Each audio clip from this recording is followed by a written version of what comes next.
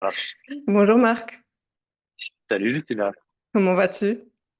je vais très très très bien, je te remercie. Et toi, Ça se t'es en voit forme? ça se voit sur ton visage en tout cas. Je te remercie. T'as le sourire contagieux, que ce Ah, soit ça en c'est bon direct ça, ou sur les photos. cool, cool, cool. Bah, c'est Oui.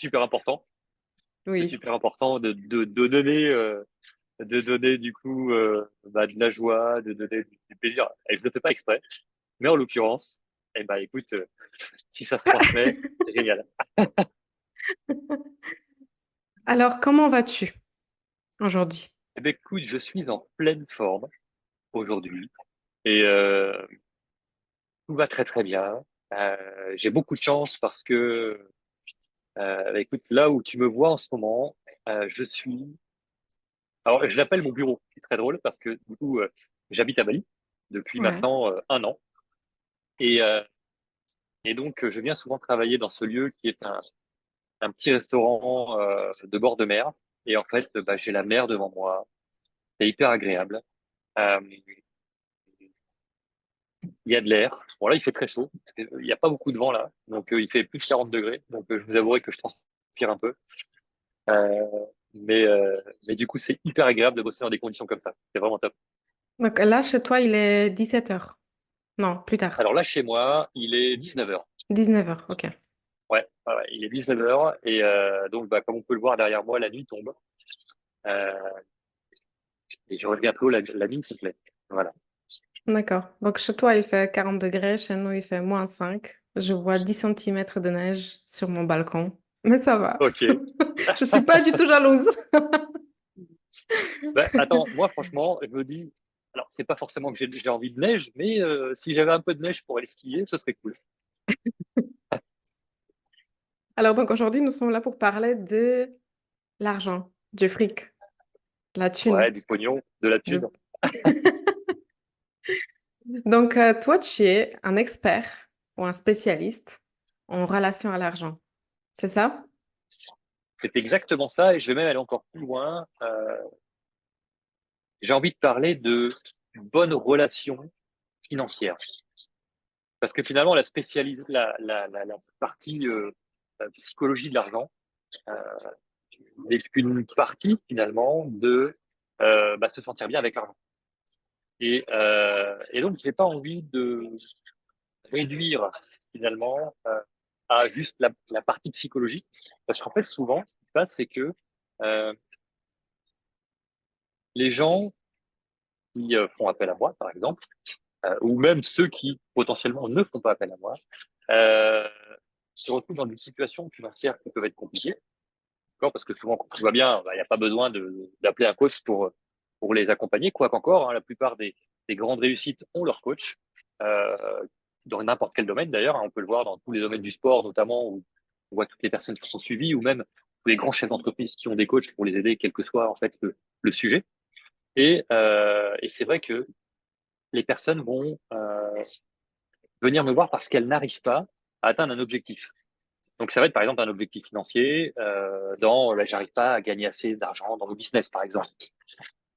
On va aller travailler la psychologie pour comprendre pourquoi. Parce que ce qui se passe souvent, c'est qu'on dit oui, mais j'arrive pas à gagner d'argent, bah t'as qu'à bosser plus. Ah non, euh, c'est pas toujours juste. Il faut bosser plus. Il faut bosser différemment. Il faut comprendre pourquoi en fait on n'arrive pas à gagner de l'argent, ou alors pourquoi bah, quand on gagne de l'argent on le repousse, parce que souvent on a aussi ce type de possibilité où je gagne de l'argent, je suis salarié par exemple, mais bah, tous les mois je suis à découvert, tous les mois c'est la merde, tous les mois j'y arrive pas et je recommence à zéro tout le temps. Hmm.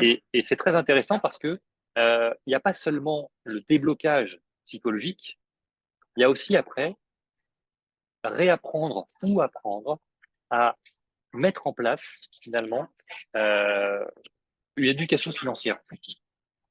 Et c'est les basiques. J'accompagne des gens qui ne font pas leur compte bancaire, qui ne savent pas comment on fait pour poser une charge, un revenu. C'est de la base.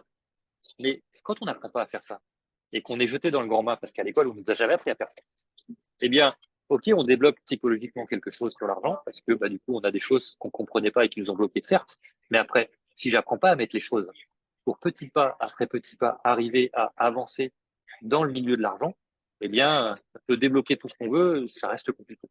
Et donc, c'est pour ça que je veux pas réduire à juste dire, je travaille sur la psychologie de l'argent, oui, mais je travaille surtout sur la bonne santé financière, égale, on débloque la partie psychologique, et après, en fonction du besoin de chacun, je les accompagne, en fonction de leur niveau, à mettre en place dans la matière les éléments nécessaires pour qu'ils puissent avancer et réussir dans leur dans la j'allais dire dans l'argent qu'ils peuvent gagner et qu'ils peuvent garder pour contribuer à leur vie de tous les jours. D'accord, donc tu fais un peu l'ostéopathie de l'argent. Ah, c'est pas mal ça, l'ostéopathie de l'argent. Ouais, j'essaie de pas faire craquer, euh, mais ouais, c'est un petit peu ça, effectivement. Ça me parle beaucoup ce que tu as dit. J'ai rencontré une problématique qui m'a coûté un burn-out. Et il y a beaucoup de mes clients qui viennent avec cette problématique, avec cette croyance dont on n'est absolument pas conscient qu'il faut travailler dur pour gagner l'argent ou pour mériter l'argent. Ouais, ouais, complètement. Ça m'a, moi personnellement, cette croyance a provoqué deux choses. La première chose, c'est que je travaillais dur, très dur, et voilà, je me mettais inconsciemment en difficulté plus qu'il fallait parce que voilà, j'étais convaincue que autrement on ne peut pas. Mais le deuxième phénomène, c'est qu'à chaque fois quand l'argent venait vers moi ou quand je faisais des ventes naturellement ou quand je réussissais naturellement, j'avais le syndrome de l'imposteur. Je me disais, ben, j'ai manipulé peut-être les gens. Peut-être les gens n'ont pas compris en fait que je fais que ça. Donc en réduisant la valeur de mes services, de mes compétences derrière, j'avais la tendance à vouloir me justifier que oui, j'ai 9 certificats, je suis pas juste une nana du dev perso parce que j'ai pas du tout, c'est pas du tout ce que je fais. Parce que je me disais que en fait, pour avoir l'argent, il faut mériter l'argent et il faut travailler dur pour mériter l'argent. Si je n'ai pas travaillé dur, je ne mérite pas recevoir autant de reconnaissance, de signer autant de contrats, etc. C'est hyper intéressant ce que tu dis parce qu'effectivement, c'est des croyances qui nous viennent de nos parents, de notre éducation, de notre passé, de notre histoire.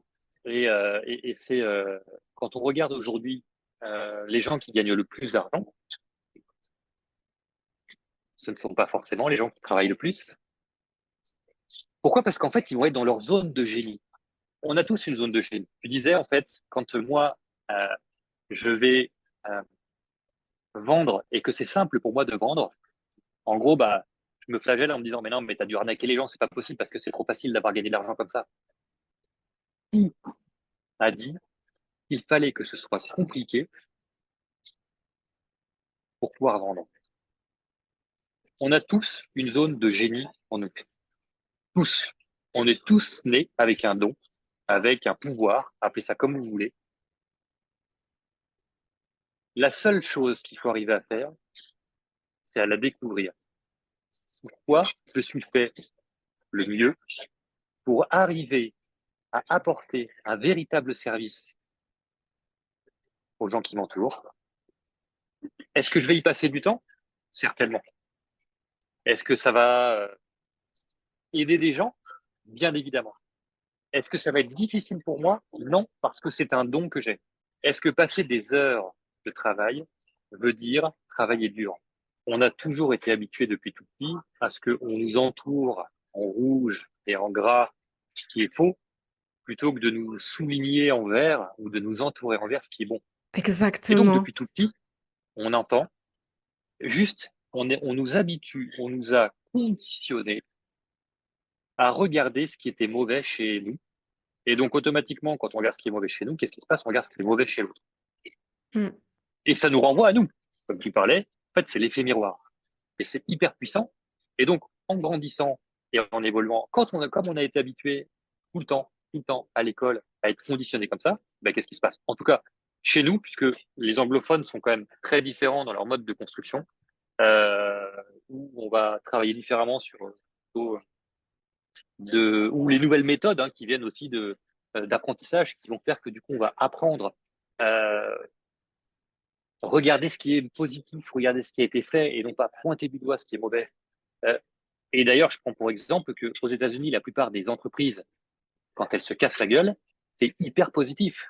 C'est-à-dire que du coup, des gens qui se sont plantés, on va aller les chercher et on va leur dire, toi, tu t'es planté, égal, tu as eu de l'expérience. Oui. Donc, j'ai confiance en toi.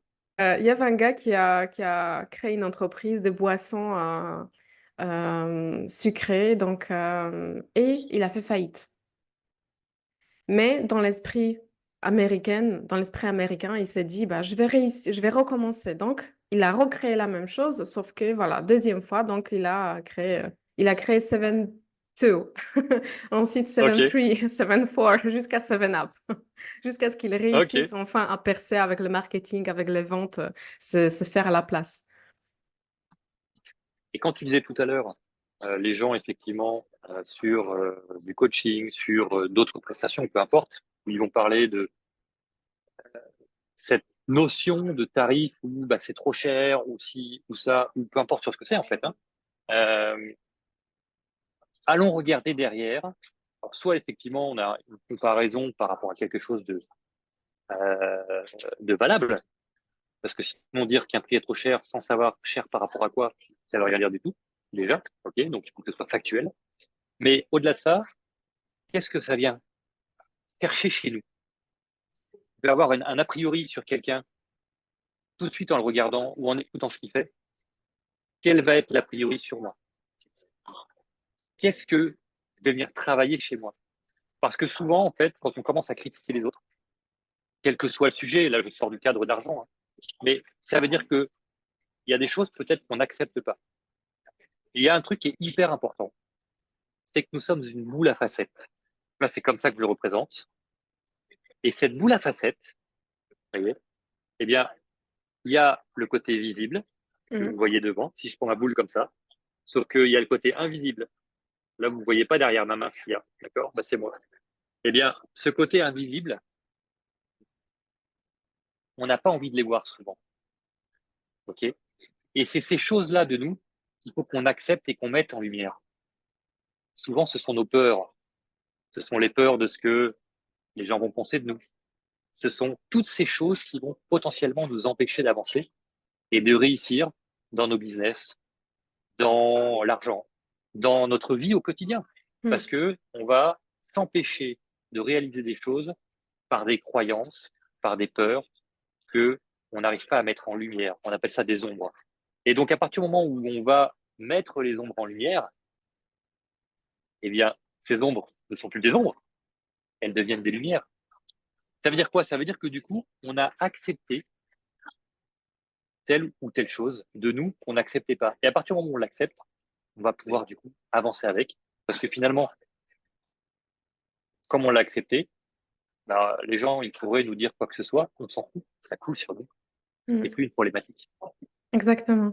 Donc là, tu parles de l'ombre, tout ce qu'on a enfoui comme socialement inacceptable ou inacceptable dans notre famille.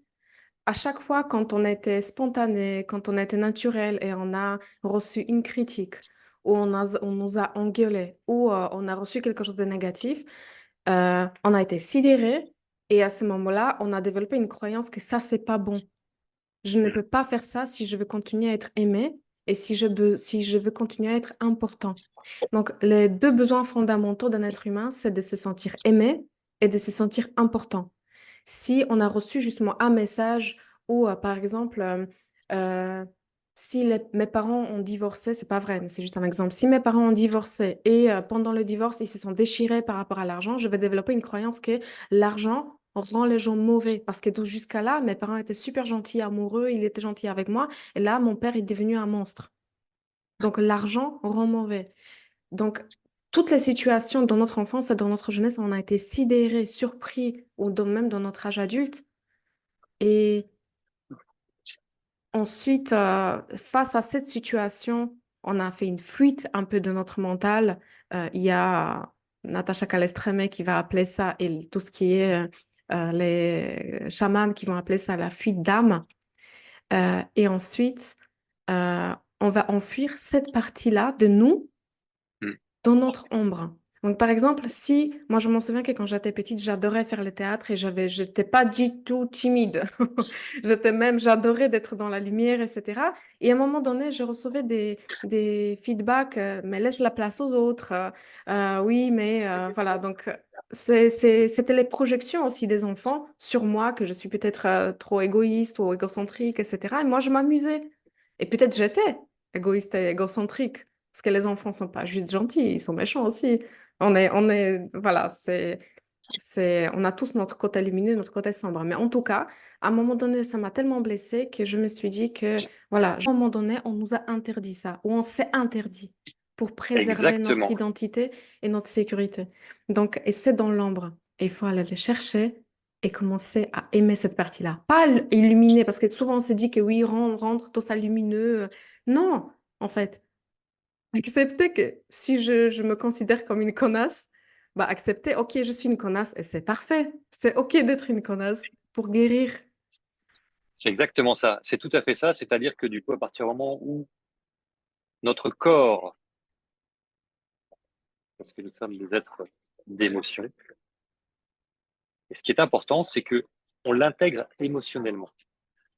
Et à partir du moment où notre corps a accepté le message, je suis une connasse, why not?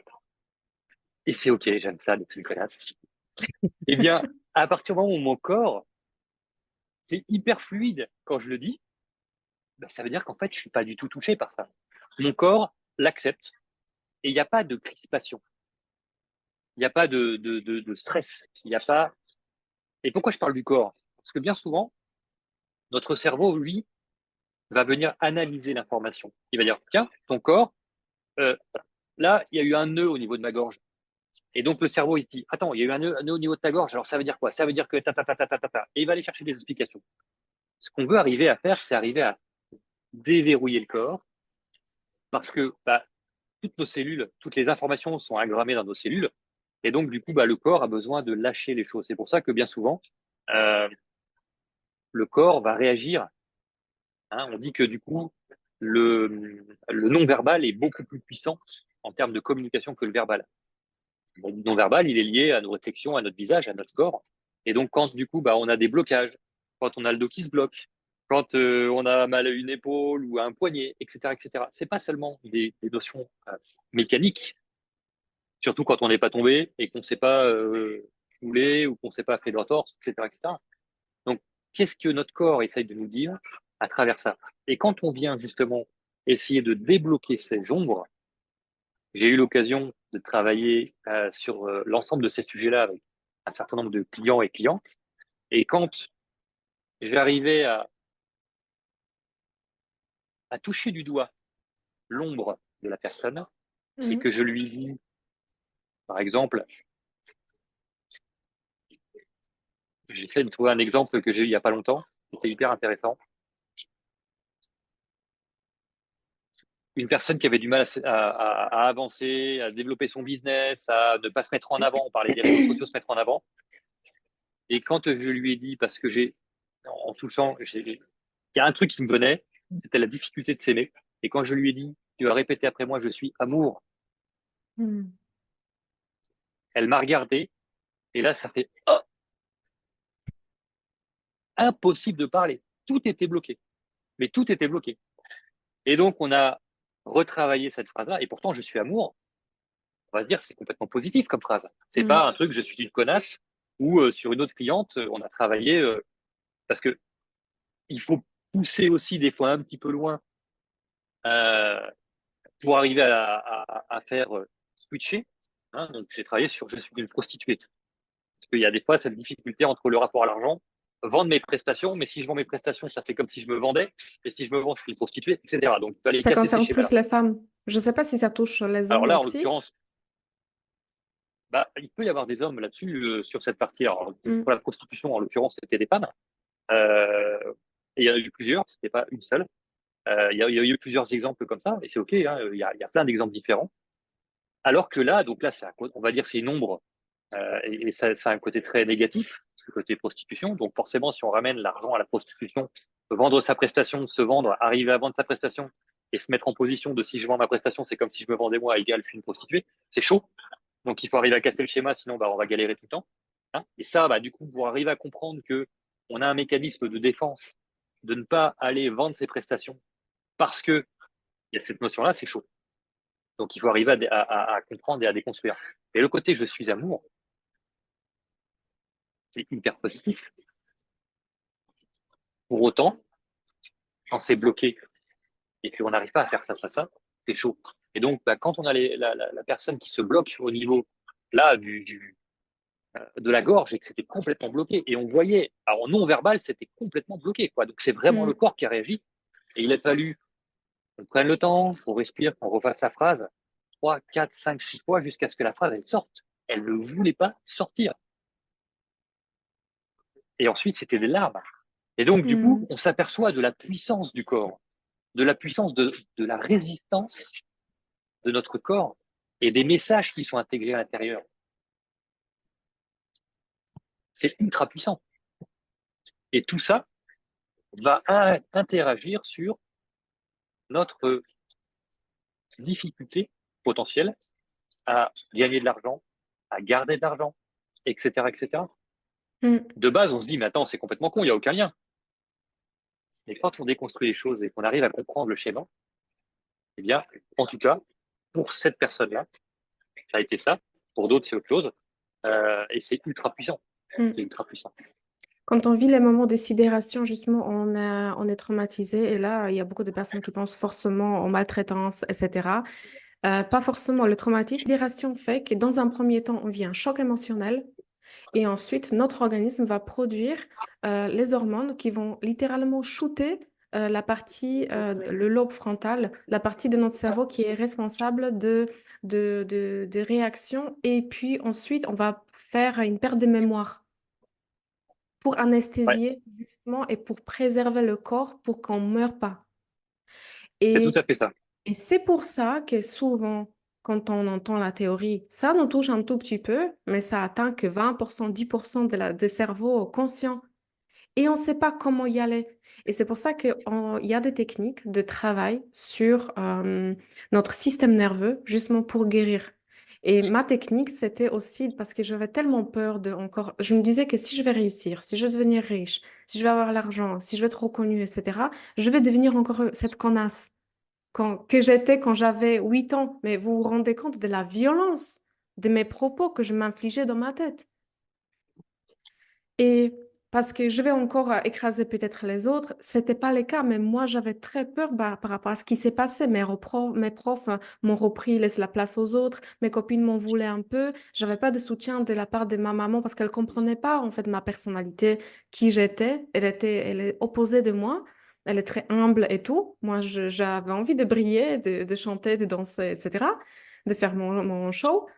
Et je suis multipotentielle aussi, donc j'avais certaines facilités et j'avais une mauvaise conscience à cause de ça.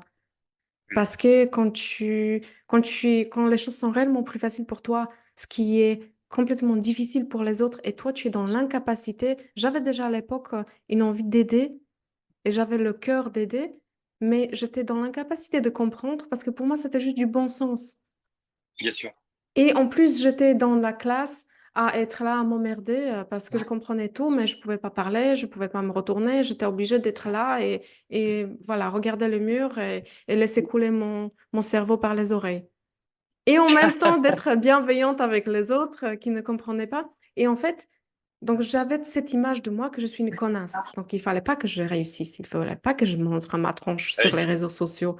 Il fallait pas que parce que ça voudrait dire que je suis une connasse. Et moi je voulais pas être une connasse, je voulais être gentille.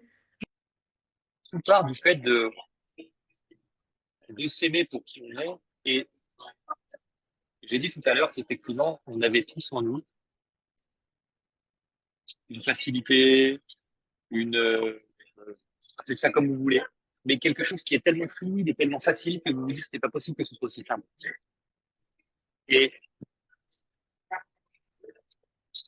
la difficulté, c'est qu'effectivement, on a trop tendance à écraser cette partie-là. Et on veut toujours aller chercher des choses compliquées parce qu'on se dit que pour réussir, ça doit être compliqué. Pour que Il y a une ça a de la vraie, valeur pour que aux ça ait de la valeur, yeux exactement. de nos parents, de la société, parce qu'à l'époque, dans les années 80, on ne travaillait pas de la même manière qu'aujourd'hui. Avant, Bien entendu. la personne intégrait l'entreprise, elle restait jusqu'à sa mort, jusqu'à Ouais, c'est la ça. retraite. Les gens avaient hâte Et de... puis, Donc, il fallait travailler dur. C'est le travail dur qui était valorisé. oui, puis on était dans du travail beaucoup plus manuel. Avant, il y avait beaucoup plus de travail dans les champs. On était aussi après beaucoup d'agriculture. Donc, il n'y avait pas toutes les machines qu'il y a aujourd'hui, les outils, etc. Alors, ça s'est bien développé, mais je parle effectivement de tout ce qui a fait que les choses sont devenues monnaie courante de dire il faut travailler dur pour réussir. Parce que les gens, quand ils se réveillent super tôt le matin, ils se couchent très tard avec la nuit, pour aller dans les champs, pour travailler, ou quand ils allaient à l'usine, pour faire le même job, où on se cassait le dos, où on faisait toutes ces choses-là, c'était dur physiquement, c'était éprouvant de faire tout le temps la même chose. Et c'est resté, c'est que on a évolué, notre façon de travailler a évolué, et tout ce qui était le travail de la terre, le travail de dur, toutes ces choses-là, même aujourd'hui, les agriculteurs, ils ont des tracteurs, ils ont des drones, ils ont des trucs par satellite, ils ont des climatisations, des télévisions et tout ce que vous voulez dans leur tracteur. Le job est beaucoup plus confortable qu'à l'époque. Mm. Alors, ça reste du temps parce que on a des obligations, on est bloqué par rapport au temps qu'il fait pour faire en fonction d'eux, etc., etc. Mais le job a énormément évolué depuis l'époque. Donc, les choses changent. Et il y a une chose qui est importante. Alors, je m'excuse parce que j'ai de la musique derrière moi. Il y a un groupe qui a compté, je ne sais pas si tu m'entends, là, si ça va, c'est OK, J'entends. pour que tout le monde entende Juste, bien. J'espère que tout le monde on va entendra bien. essayer, on va essayer de Toutes mes continuer. excuses. L'argent peut travailler pour nous. Et ça, c'est un truc qui est hyper important. Donc, quand j'ai découvert ça, je me suis dit, what? Pas obligé de travailler pour l'argent? C'est quoi le délire? Expliquez-moi, parce que c'est un truc de dingue. Ce qui est hyper important, c'est que on travaille pas pour l'argent, quels que soient les revenus que l'on gagne. D'accord? Je vais le dire comme ça. On travaille pour apporter un service aux gens. On travaille pour répondre à un besoin. On crée de la valeur. On crée de la valeur, quel que soit le job qu'on fait. Alors, tu me parlais d'ostéo, de l'argent. L'ostéopathe, si je vais voir l'ostéopathe, c'est parce que je suis bloqué, que j'ai besoin de me soigner et d'aller mieux. Donc, qu'est-ce que je fais? Je vais appeler mon ostéo en disant, j'ai mal au dos, j'ai mal ci, j'ai mal ça, est-ce que tu peux t'occuper de ça? Lui, qu'est-ce qu'il fait? Il bosse pour m'aider, il apporte de la valeur, il m'aide à me sentir mieux dans mon corps en me débloquant ce qui a été bloqué. Et dans tous les jobs que l'on fait, est-ce que vous pensez que on arriverait à travailler si on n'avait pas de clients en face? Bah, en l'occurrence, si on n'apportait pas un vrai service, on n'aurait pas de clients. Donc, posez-vous la question de est-ce que je travaille pour apporter de la valeur aux gens? Est-ce que je travaille juste pour gagner de l'argent? Si je suis chef d'entreprise, si je suis salarié, on va commencer par là. Je vais travailler dans une société qui va normalement répondre à mes valeurs et qui va me donner une rémunération en fonction d'un service que je vais rendre pour rendre service aux gens. En tant qu'entrepreneur, je vais générer, créer de la valeur pour aider des gens. Quand je me lance dans l'entrepreneuriat, et je vais parler d'entrepreneuriat parce que j'adore l'entrepreneuriat et ça fait 20 ans que je suis dans l'entrepreneuriat. Quand je rentre dans l'entrepreneuriat, je rentre pas en me disant, ouais, je vais me mettre en tant que chef d'entreprise parce que du coup, je veux gagner beaucoup d'argent. Oui, ça peut être effectivement quelque chose de dire que je veux gagner de l'argent. Mais au final, je le fais pourquoi? Je le fais pour apporter un service. Je le fais pour apporter une prestation. Je le fais pour apporter quelque chose de plus que le concurrent, de différent, qui va faire que les gens vont m'acheter moi parce que je crée de la valeur, parce que je porte de la valeur et parce que je vais répondre à un besoin. Et en contrepartie de ça, parce que je vais vouloir faire le maximum pour aider les gens et leur apporter un service qui n'existe pas ou différent, à ce moment-là, je vais gagner de l'argent en contrepartie. Mais je ne me focus pas spécifiquement sur l'argent, parce que sinon, j'oublie le principal, qui est mon client à qui je veux apporter de la valeur. Et ben, du coup, si j'ai pas de client, j'ai pas d'argent. Mm. Voilà, donc on crée la valeur pour le client et pour soi. On va pas Exactement. gagner notre vie en gagnant de l'argent, parce que la vie, on l'a gagnée à la naissance, mais on va Yes, créer la merci, valeur. Justina. On va créer la valeur pour notre client, pour pour les gens de manière générale. Parce que là, par exemple, on ne gagne pas d'argent en faisant cette interview, mais on crée de la valeur pour ceux qui vont nous écouter, même s'ils n'ont pas payé. Donc, Exactement. C'est exactement ça.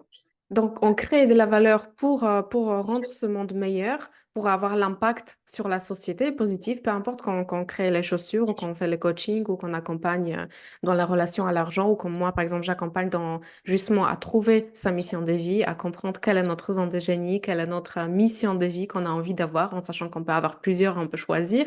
Donc, quel Bien chemin de sûr. vie, selon notre zone de génie, nos facilités naturelles qu'on peut se créer, qu'on peut prendre et ensuite créer son offre signature irrésistible pour les clients et la vendre. La vendre, je ne devrais même pas le préciser, mais de manière éthique. Voilà, par définition, les ventes sont éthiques, mais voilà, les gens ont très peur de ce mot vendre. C'est pour ça que je le précise ainsi. Mais ce que j'entends aussi dans tes propos, c'est qu'il y a beaucoup, beaucoup d'analogies quand on parle de notre relation à l'argent, c'est la relation aux autres et la relation à soi, dans le sens où la relation à l'argent est un peu comme une relation amoureuse ou la relation avec les autres. Donc, on sait très bien que nos relations euh, amicales, c'est juste un reflet de notre relation avec nous-mêmes, comme tu l'as dit tout à l'heure. C'est l'effet miroir, en fait. Si j'aime d'une certaine manière les autres, c'est parce que j'aimerais être aimée de cette manière. Qu'en fait, notre relation à l'argent reflète beaucoup la relation qu'on a avec soi-même. À chaque fois, quand on se sent frustré quelque part par rapport à notre relation à l'argent, par rapport à notre incapacité de gagner de l'argent, ou peut-être l'anxiété parce qu'on a trop d'argent, justement, et on pense de ne pas mériter, ou les croyances que si j'ai beaucoup d'argent, je vais tout perdre peut-être. Donc, il vaut mieux de ne pas tenter. À chaque fois, ça reflète notre relation avec nous-mêmes. Qu'est-ce que ça dit de moi par rapport à ma manière de m'aimer? Ouais, complètement. Complètement. Tout dépend, en fait, de la façon dont on perçoit les choses et surtout, effectivement, tu l'as dit tout à l'heure, de nos expériences de notre enfance avec l'éducation qu'on a pu avoir et les rencontres qu'on a pu faire et de notre jeune vie d'adulte qui est hyper importante aussi dans notre dans nos comportements d'adultes après, par rapport à nos premières expériences, les échecs ou pas, comment on s'en relève, comment on Mm. avance, etc., etc. Et tout le monde peut réussir dans sa vie. Non pas gagner sa vie, et je te remercie d'avoir reprécisé de cette reprise après, puisqu'effectivement, on a gagné notre vie à notre naissance. N'oublions pas que parmi les entre 300 et 700 millions, je crois, si je ne dis pas de bêtises, de spermatozoïdes, nous sommes le spermatozoïde gagnant. J'aime Et pas donc, on cette s'est quand même image. battu. On s'est battu pour arriver là. Ok, donc la vie, on l'a gagné, quoi. Que là, ça a été la baston et on a gagné, c'est nous qui sommes arrivés. Donc là, on a gagné notre vie. On a gagné le droit de vivre. L'argent est totalement décorrélé de ça. Et quand on dit, je le redis parce que c'est vraiment important, je le rappelle souvent, on a gagné notre vie à la naissance. Si on considère qu'on doit gagner notre vie aujourd'hui en pensant à je dois gagner de l'argent, inconsciemment, qu'est-ce qu'on se dit? Si je ne gagne pas d'argent, je meurs.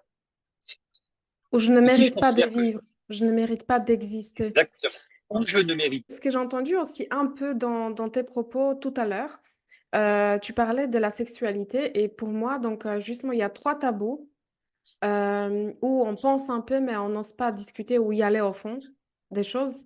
C'est l'argent, le sexe et la mort. Et souvent, Ouais, en s'interrogeant quel est notre rapport à notre sexualité ou à la mort, là, ça peut nous donner des éléments de réponse par rapport à notre relation à l'argent. Par exemple, souvent les femmes qui vont avoir du mal à recevoir l'argent, recevoir l'intention, recevoir des nouveaux clients, etc. C'est aussi des femmes vont avoir du mal dans leur sexualité et souvent il y a des blessures. Peut-être cette femme a été abusée sexuellement ou violée, ou elle a vécu des événements qui aujourd'hui ont créé une relation à son corps, à elle-même et à l'argent aussi. Euh, Chez les femmes, il y a aussi cet aspect surtout là, je m'adresse aux femmes qui sont dans l'accompagnement.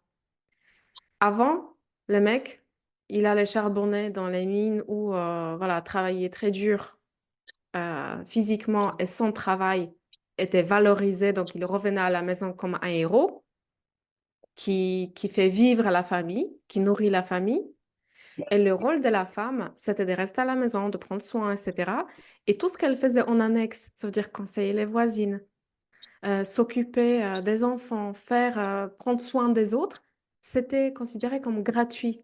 C'était son rôle, mais c'était peu valorisé. Même aujourd'hui, dans le langage commun, on dit que oui, le gars, il travaille et elle reste à la maison, comme si on était assise comme ça et on reste. ouais, Et donc, et même si aujourd'hui, il y a beaucoup de choses qui ont évolué, mais dans la conscience collective, parce qu'on a deux consciences, on a la conscience personnelle, individuelle et la conscience collective.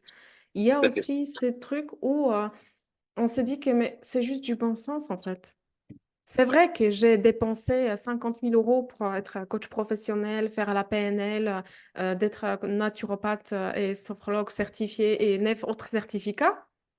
Mais en fait, au final, ce que je fais, c'est juste du bon sens, en fait.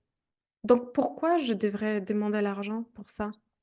Les mecs, je sais pas quelles sont tes expériences, mais j'ai l'impression que les hommes ont plus de facilité à augmenter leurs tarifs ou d'accueillir de nouveaux clients ou gagner l'argent que les femmes. Là, je parle de l'accompagnement, des métiers d'accompagnement, coach, thérapeute, etc. Que les femmes, parce qu'on a la tendance à se dire que, mais ce que je fais, c'est juste du bon sens. Ce que je fais, je le fais pas pour l'argent. Je le fais parce que j'aime les gens et que je l'ai vécu. Moi aussi, je l'ai vécu. J'étais à sa place il y a 5 ans et aujourd'hui, j'ai traversé le chemin. Je me suis formée, donc ça veut dire que j'ai une expertise de part de ma formation, mais aussi euh, l'expérience qui me permet d'être en quelque sorte un mentor de cette personne. Donc j'ai envie de l'aider. C'est même plus fort que moi. Donc pourquoi je devrais demander l'argent? Et voilà, on Mais, revient à la prostituée. Avant, les femmes ouais. qui demandaient l'argent, c'était des prostituées, c'était des putains. Donc, les rapports à l'argent aujourd'hui, si je me montre sur les réseaux, je suis une prostituée. Je vais faire la projection sur l'autre. Voilà, elle montre sa famille sur les réseaux. Elle est en train d'exploiter sa famille telle une prostituée, Ouais, ouais, ouais, complètement. d'exhiber en Effectivement, fait. des images, et toujours pareil, hein, on se disait tout à l'heure, cet effet miroir. Il y a cette petite voix qui dit, ah, la chance, elle ose, elle fait les choses, etc. Et l'autre, attends, jamais de la vie, c'est n'importe quoi ce qu'elle fait, c'est mis en avant, elle monte les autres et tout, c'est nul. Oui, mais attends, ouais, mais attends, du coup, derrière, ça se passe, et puis elle a des clients, et puis du coup, elle gagne de l'argent. Enfin, ça, c'est ce que les gens supposent. Parce qu'après, on sait pas. Les réseaux montrent ce qu'ils ont envie de montrer, les gens montrent ce qu'ils ont envie de montrer sur les réseaux sociaux. Et on ne sait pas ce qui se passe derrière, dans leur vie intime et personnelle. Et ce qui est hyper intéressant, et je voudrais rebondir là-dessus, et puisque tu parlais justement des femmes, mesdames, vous avez d'énormes compétences. Et si vous n'arrivez pas à vendre vos services, et ça marche aussi pour les hommes, je demande aussi par rapport à ce que tu viens de dire, si vous ne vendez pas vos prestations telles que vous méritez, comment pourrez-vous continuer à aider des centaines de milliers de personnes. Parce qu'à un moment donné, si tu veux pouvoir donner des conseils et continuer à le faire parce que tu kiffes aider les gens, mais que du coup, tu ne peux plus le faire parce que financièrement, eh ben, ça ne fonctionne plus et que tu es obligé d'aller chercher un job qui va te prendre du temps. Pourquoi? Parce que ça va être un job de salarié normalement pour assurer une sécurité financière, on va le dire comme ça. Donc, tu vas prendre un job de salarié. Qu'est-ce qui va se passer? Ton job de salarié, il va te prendre du temps. Pourquoi? Parce que tu vas échanger ton temps contre de l'argent. Égal, en fonction de ton besoin financier, eh bien, ça va peut-être se prendre tes journées complètes. Et si ça te prend tes journées complètes, tu vas faire comment pour aider toutes ces personnes qui ont besoin de toi grâce à ton expertise, à tes connaissances, à ton expérience. Tu vas faire comment? Et c'est en ça où c'est hyper important de vendre ces prestations. On n'est pas en train de se soumettre contre de l'argent. On n'est pas dans de la prostitution. On a un message à faire passer, mais il faut qu'on fasse vivre la marmite. Il faut qu'on achète à bouffer. Il faut qu'on puisse soutenir la vie de ses rêves, bordel. Et c'est ce que je vous souviens. L'argent n'est pas juste là pour payer les charges. What the Dans fuck? l'entrepreneuriat, il y a cette confusion entre la mission de vie et la mission de l'entreprise. Ça va Yes. ensemble, et plus ça va ensemble, plus ça va mieux. Mais c'est pas la même chose. C'est très important de différencier la mission de vie. La mission de vie, c'est tout ce qui est facile, tout ce qui est du bon sens pour nous, tout ce qui est notre zone de génie, tout ce qu'on kiffe faire naturellement, et tout ce que les gens nous disent parfois sur nous, que ouais, j'adore chez toi ça et ça. Et nous, on a du mal à admettre parce que on se dit, bah, je le fais en fait naturellement. J'ai rien fait, j'ai pas fait une formation pour ça, j'ai pas travaillé dur pour développer ça, ça s'est fait tout seul. Donc on a du mal à valoriser ces trucs, donc il faut le Ouais. trouver et apprendre à l'exploiter. Et donc ça, c'est notre mission de vie. Et à côté, il y a la mission de l'entreprise. Dans la mission de l'entreprise, il y a deux missions qui sont ensemble. Créer de la valeur pour les autres et créer de la valeur pour soi. Donc, chiffre d'affaires. Maintenant, la première chose, créer la valeur pour les autres. Si tu as je sais pas, le remède pour le cancer et tu te planques chez toi, parce que tu te dis, oh, je suis pas assez belle, je suis pas assez beau, je suis pas assez, je sais pas communiquer. Franchement, merde, pour qui tu te prends? Tu C'est as ça. quelque chose de très puissant où tu peux impacter le monde et tu te planques sous le prétexte que, ah, j'ai la cellulite, je suis pas si belle que celle que je suis sur les réseaux sociaux, etc. Moi, c'est une phrase qui m'a impactée, je ne me souviens plus qui m'a dit ça, mais j'étais en train de chialer, mais m'apitoyer sur mon sort, et la meuf, elle me dit, mais putain, pour qui tu te prends? Et là, rupture des patterns. Je savais pas quoi faire. En fait, je savais plus quoi faire. J'avais le blanc. Elle a vidé mon cerveau. Et c'est ça, en fait. Pour qui tu te prends? Tu as un truc, les gens aiment, t'arrives à aider. Arrête de vouloir d'être parfaite et que tout soit parfait. Juste vas-y et juste sers. C'est ça aussi l'intelligence existentielle. C'est savoir que notre mission de vie, c'est aussi servir quelque chose qui est plus important et plus grand que nous. Exactement. Et Par puis, il y a un rapport à truc important. l'argent, par rapport à l'argent, c'est aussi important parce que tu veux que tes enfants soient en bonne santé. Tu veux que tes enfants soient heureux dans leur mariage et tu veux que tes enfants aient une vie sociale aussi épanouissante et qu'ils ne bossent pas comme justement des prostituées qui échangent leur temps contre de l'argent pour bosser pour un patron. T'aimerais peut-être que ta fille puisse, si elle fait ce choix-là, quand elle a des enfants, pour qu'elle puisse rester à la maison pendant un an ou deux, pour qu'elle puisse voyager, pour qu'elle puisse avoir peut-être de l'aide à domicile, etc. Au lieu d'être obligée, si elle veut, elle peut le faire, mais si elle est obligée, c'est autre chose. Obligée de retourner et bosser pour un patron et déléguer, prendre soin de ses propres enfants à une femme inconnue, etc. Et si tu veux avoir ce choix-là, repose-toi la question, est-ce que l'argent n'est vraiment pas si important? Parce qu'aujourd'hui, statistiquement, la moitié des divorces, voire plus, c'est à cause de l'argent, à cause de manque d'argent, les disputes. Parce que La plupart la des fautes dame, dans les couples, ouais, exactement. voilà, on a parlé des croyances des dames, mais on n'a pas parlé des croyances de monsieur. Souvent, les hommes, ceux qui sont passés par mon cabinet, ont cette peur que si je travaille pour gagner l'argent, si je gagne beaucoup d'argent, bah, je ne suis pas un pigeon, en fait. Elle va rester avec moi juste peut-être pour l'argent. Ou elle va, au pire, s'ils avaient des mauvaises expériences, au pire, elle va prendre mon argent et elle va dépenser avec un autre gars pendant que moi, je suis en train de charbonner. Et c'est une fois de plus une croyance, une peur, une blessure qui n'a pas guéri. Donc aujourd'hui, la plupart des divorces, c'est à cause de l'argent. Aujourd'hui, franchement, si tu as l'argent, tu vas te payer la meilleure alimentation bio, etc. Tu vas pouvoir te payer les meilleurs médecins, les meilleurs compléments alimentaires et un très bon naturopathe. Pas un naturopathe du coin, tu commences qui facture 45 euros, mais tu vas te prendre le meilleur, qui est celui qui va te facturer 500, mais qui va changer ta vie en une seule séance. Quand tu as l'argent, tes relations sociales changent aussi. Et c'est prouvé statistiquement. Si vous voulez, je peux vous mettre, parce que je suis une fille très cartésienne, je vais vous mettre dans la description de cette vidéo les statistiques que j'ai trouvées, où c'est statistiquement prouvé que la vie sociale change parce qu'on a plus. Quand on est avec quelqu'un, on est face à quelqu'un, on ne se dit pas merde, je dois me lever le lendemain à 7 heures du matin pour aller bosser encore pour ce con et supporter la connasse qui est assise à côté de moi dans le bureau. Mais la vérité, c'est que c'est pas le con et une connasse, mais c'est juste qu'on est tellement mal dans notre peau qu'on fait le transfert de notre colère sur les autres. Euh, la vie sociale change parce qu'on a plus de temps, plus de choix. On peut aller dans un endroit plus agréable pour passer du temps. On peut s'offrir des activités qui demandent de l'argent et on peut passer plus de temps avec notre famille.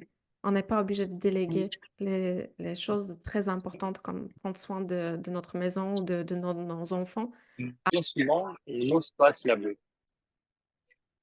On n'ose pas s'avouer qu'on aura envie d'une meilleure vie. On n'ose pas s'avouer qu'on aura envie d'avoir une meilleure santé, de pouvoir s'offrir la nourriture, peu importe qu'elle soit bio, agriculture raisonnée, etc., etc. Que du coup, on voudrait pouvoir s'offrir tout ce qui est mieux pour nous et tout ce qui est mieux pour nos enfants. C'est OK. C'est parfaitement OK. C'est normal. Et tout ça, c'est de l'argent. Mm.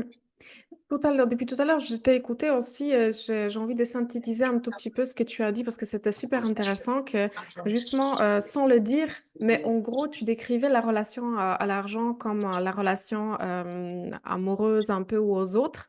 Donc, pour moi, quand on se met en couple avec quelqu'un ou même en amitié avec quelqu'un, c'est de se poser la question, pourquoi je veux m'engager? Donc, pareil par rapport à l'argent. Pourquoi j'ai envie de gagner l'argent, réellement? Et ou faire de l'argent ou créer de la valeur pour ma famille et pour les autres. Pour quelles raisons?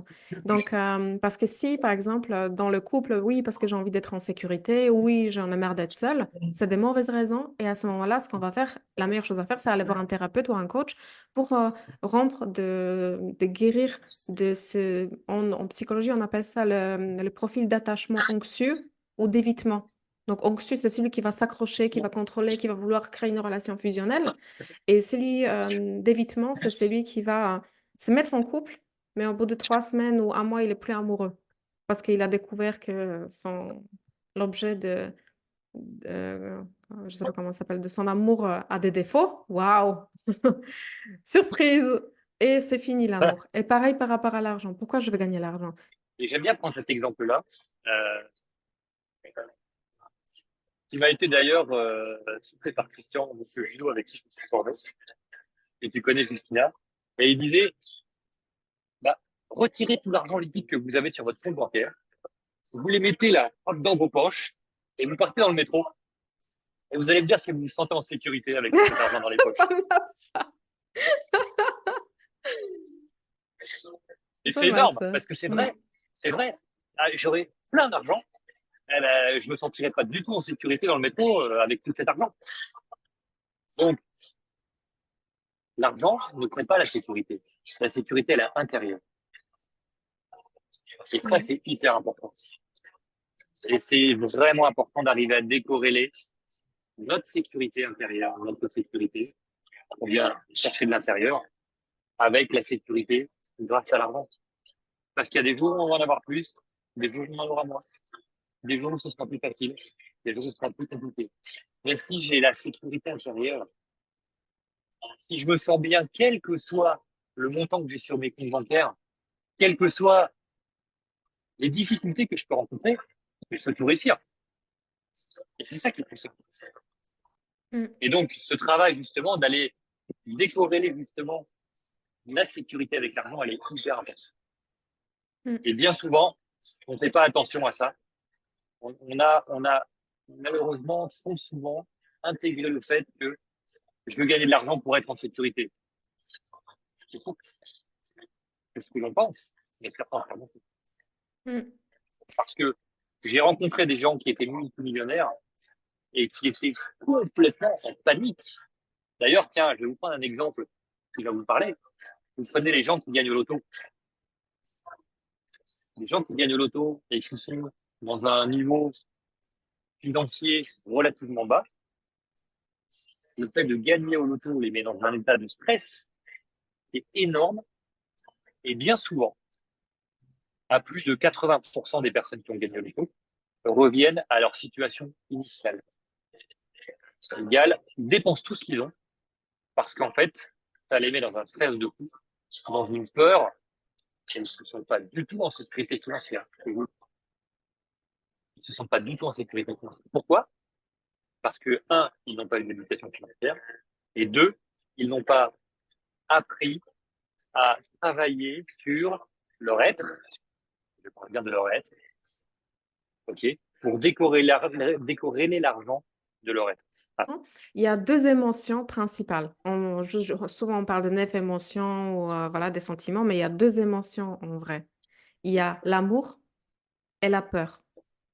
Quand ouais, tout ça, c'est dans notre subconscient, on va fonctionner par la peur de manquer, la peur d'être dans l'insécurité, la peur d'en avoir trop, la peur d'être rejeté, la peur, etc. Et souvent, on va aussi être facilement manipulable. C'est une fois de plus comme en amour.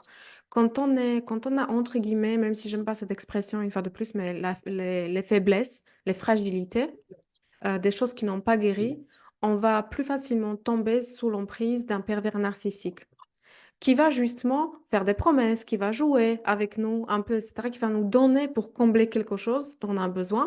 Et pareil avec l'argent.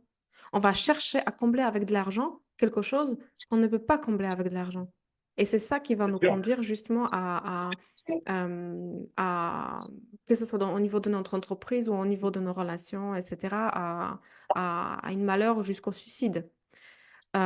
Et donc, on parlait de la peur. Donc, euh, aller voir et se faire accompagner surtout. Parce que on ne peut pas voir ce qui se trouve à l'intérieur de la boîte réellement. Quand on est à l'intérieur de la boîte et on n'a pas la vue de l'extérieur, on ne peut pas savoir, on ne peut pas se projeter et voir ce qui est à l'extérieur de la boîte. Justement, hop, j'ai une petite boîte. Si on est enfermé à l'intérieur, on ne peut pas imaginer tout ce qu'on va s'imaginer se trouvant à l'extérieur. Ça va être abstrait, en fait. On ne sait pas, mais un coach, un thérapeute, quelqu'un qui a fait déjà le chemin et qui est qualifié, qui a une pédagogie, va nous permettre d'accélérer le processus et sortir de la boîte et créer quelque chose parce que quand on est dans la boîte, on est opprimé et souvent, je pense qu'il y a beaucoup de personnes qui nous écoutent et qui sentent la frustration, l'incapacité, l'impuissance, mais d'un autre côté, on est sécure dans la boîte. Il n'y a pas de danger, on ne sait pas ce qui se passe en dehors de la boîte, mais le thérapeute et le coach, il sait. Et il peut nous prendre littéralement par la main, nous accompagner vers la libération des peurs. Et deuxième chose, l'amour. Une fois de plus, dans la relation amoureuse, euh, pour moi, la vraie amour, c'est quand il n'y a pas de dépendance affective. Ça veut dire que euh, si je n'ai pas, et même dans l'amitié, si j'ai pas besoin de toi, mais je t'aime et je me sens bien avec toi, je vais pouvoir prendre soin de toi. Parce que si le jour où tu vas vouloir respecter tes propres besoins et t'éloigner un peu ou prendre du temps pour toi, moi, je risque de vouloir te manipuler pour obtenir ce que moi j'ai besoin parce que je vais avoir peur de te perdre, etc. Et c'est pareil avec l'argent. Donc, si on aime On appelle ça, vraiment, comment? Alors, j'allais dire, effectivement, c'est ce qu'on appelle l'amour conditionnel, c'est-à-dire qu'on va conditionner notre amour à des actes de l'autre. Et donc, du coup, on va avoir peur si l'autre ne nous aime plus, l'amour, les câlins, les machins, etc. Mm. Ce qui est hyper important, c'est d'arriver à être dans l'amour inconditionnel. Et c'est là où c'est hyper poussé parce que justement, comme on ne conditionne pas l'amour que l'on donne et que l'on attend, mais on ne fait que donner l'amour parce que c'est juste qu'on a envie de donner l'amour.